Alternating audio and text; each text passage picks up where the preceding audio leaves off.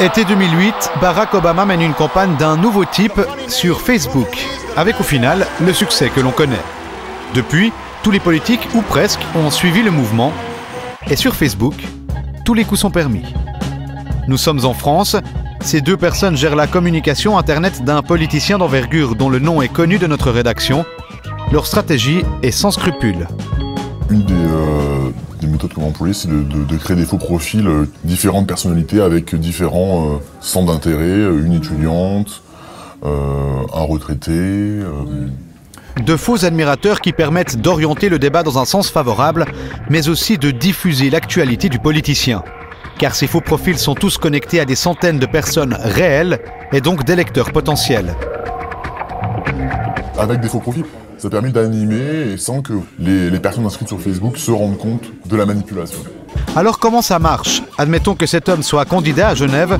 Voici comment les deux pros de la communication lui créent de toutes pièces une amie sur Facebook. Prends une fille, qu'est-ce qu'il y a comme prénom suisse Anna, sinon ouais. Anna, ouais. On crée le profil Facebook, donc, parce qu'un profil Facebook, il suffit juste d'avoir un mail. Et puis après, on lui précise sa vie en choisissant des études.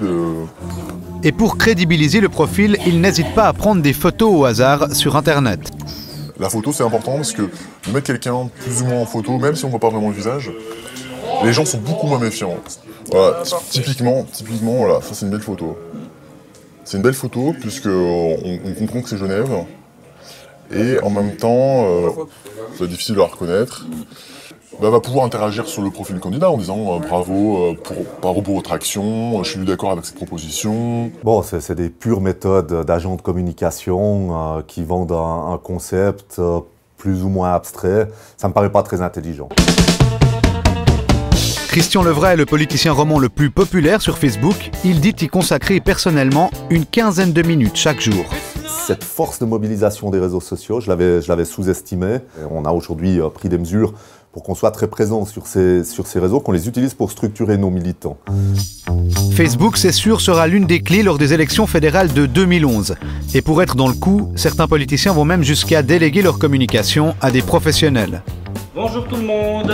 Dans cette agence à Lausanne, on gère au quotidien le profil de plusieurs élus locaux, mais on reste prudent sur les méthodes. Qu'est-ce qui se passe pour Baobab?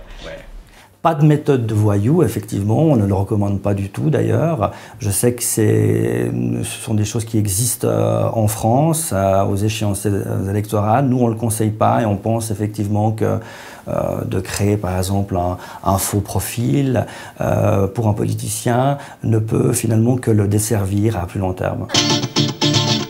La politique suisse serait pour l'heure à l'abri des dérives sur Facebook. Pas sûr pourtant que l'on soit plus honnête que les autres, mais peut-être simplement un peu en retard.